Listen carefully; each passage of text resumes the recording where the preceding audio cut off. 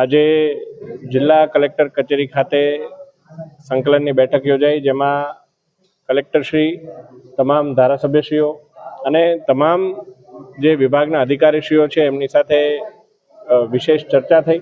ખાસ કરીને જે વડોદરા લોકસભા વિસ્તારના જે પ્રશ્નો છે, મુખ્ય પ્રશ્ન કે જે રિંગ રોડનો પ્રશ્નો છે કે જેની અંદર ફોરેસ્ટ ડિપાર્ટમેન્ટ દ્વારા અમુક જે ટ્રાન્ઝેક્શનલ પ્રોબ્લેમ્સના કારણે એક નાનકડા એવા અપ્રુવલને લઈને થોડો ભાગ રિંગ રોડનો એના નિર્માણનો બચ્યો છે, એના માટે વહેલામાં વહેલી તકે એ પૂર્ણ કરવા માટેનું સૂચન કર્યું છે.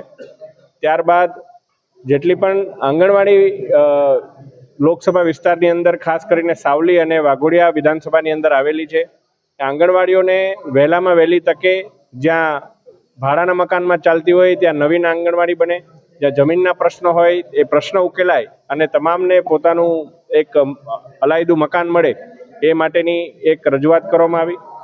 ત્યારબાદ જે રેવન્યુ અપ્રુવલ આવી ગયા હોય તો પણ હજુ એમને પોતાના પંચાયતનું મકાન ના મળ્યું હોય, સાવલી અને વાઘોડિયાના અને વિશેષ કર ડેસર વિસ્તારના જેટલી પણ પંચાયતો છે એને લઈને પણ રજૂઆત કરવામાં આવી. એમાં પણ વહેલામાં વહેલી તકે આ વિષયમાં કામ પૂર્ણ કરવામાં આવશે એવું પણ વાત જણાવવામાં આવી છે. અને વિવિધ જે બીજા પ્રશ્નો માન્ય ધારાસભ્યશ્રીઓએ પણ મૂકેલા હોય એ તમામ પ્રશ્નો લઈને પણ આજે ખૂબ સારા વાતાવરણમાં ચર્ચા કરવામાં આવી છે. સંકલનમાં વિશેષ એક રજૂઆત એવી કરવામાં આવી કે જે પ્રકારે આદરણીય વડાપ્રધાન શ્રી નરેન્દ્ર મોદી સાહેબે જે પર્યાવરણ સંરક્ષણની અપીલ કરી છે અને ઘણીવાર નાની નાની કચેરીઓમાં આપણા અરજદારોને, આપણા નાગરિકોને વારંવાર ધક્કા ખાવા પડતા હોય છે.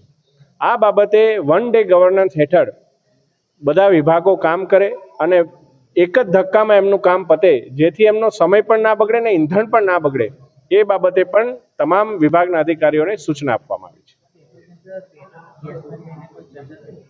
મેં એ જ આપણને વાત કરી કે જે વિશેષ જે ઉલ્લેખ છે એને લઈને ચર્ચા કરવામાં આવી છે. અને આપ જે માની લો કે જથ્થાના જે નિરીક્ષણની વાત કરતા હો તો એની સમીક્ષા ગઈકાલની કેબિનેટની અંદર માન્ય મુખ્યમંત્રી દ્વારા કરવામાં આવી છે. એના માટે ચિંતાનો કોઈ જ વિષય નથી.